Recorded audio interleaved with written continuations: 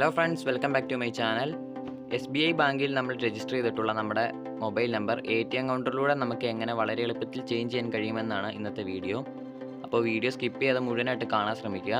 അതിനുമുമ്പായി എൻ്റെ ചാനൽ ഇതുവരെ സബ്സ്ക്രൈബ് ചെയ്തിട്ടില്ലെങ്കിൽ ഒന്ന് സബ്സ്ക്രൈബ് ചെയ്ത് സപ്പോർട്ട് ചെയ്യുക.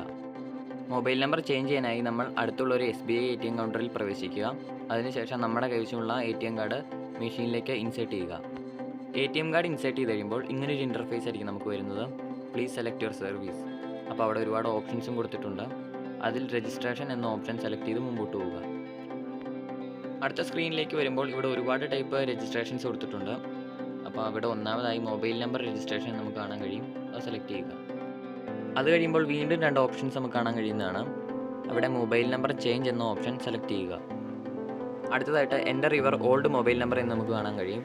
അപ്പോൾ നിലവിൽ നമ്മുടെ ബാങ്കുമായി രജിസ്റ്റർ ചെയ്തിട്ടുള്ള മൊബൈൽ നമ്പർ അവിടെ തെറ്റുകൂടാതെ തന്നെ എൻ്റർ ചെയ്യുക. അതിനുശേഷം പ്രസ് ഈസ് കറക്റ്റ് എന്ന ഓപ്ഷൻ സെലക്ട് ചെയ്യുക. അത് കഴിയുമ്പോൾ re enter your old mobile number എന്ന് നമുക്ക് കാണാൻ കഴിയും. അപ്പോൾ നമ്മളിപ്പോൾ എൻ്റർ ചെയ്ത മൊബൈൽ നമ്പർ തന്നെ ഒന്നും കൂടി ഒന്ന് എൻ്റർ ചെയ്യുക.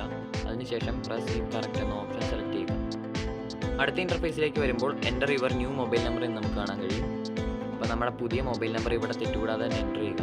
അതിനുശേഷം പ്രസ് ഈസ് കറക്റ്റ് എന്ന ഓപ്ഷൻ തിരഞ്ഞെടുക്കുക. അത് കഴിയുമ്പോൾ re enter your new mobile number എന്ന് നമുക്ക് കാണാൻ കഴിയും. ഇപ്പോൾ നമ്മൾ എൻ്റർ ചെയ്ത നമ്മുടെ പുതിയ മൊബൈൽ നമ്പർ ഒന്നുകൂടി ഇവിടെ എൻ്റർ ചെയ്യുക. അതിനുശേഷം പ്രസ് ഈസ് കറക്റ്റ് എന്ന ഓപ്ഷൻ തന്നെ തിരഞ്ഞെടുക്കുക. ഇപ്പോൾ നമ്മുടെ ബാങ്കുമായി നിലവിൽ രജിസ്റ്റർ ചെയ്തിട്ടുള്ള മൊബൈൽ നമ്പറിലേക്ക് ഒരു OTPയും റെഫറൻസ് നമ്പറും അടങ്ങുന്ന ഒരു SMS വരുന്നതായിരിക്കും. അപ്പോൾ ആ SMS നിങ്ങൾ ഡിലീറ്റ് ചെയ്യാതെ സൂക്ഷിച്ച് വയ്ക്കാൻ പ്രത്യേകം ശ്രദ്ധിക്കുക.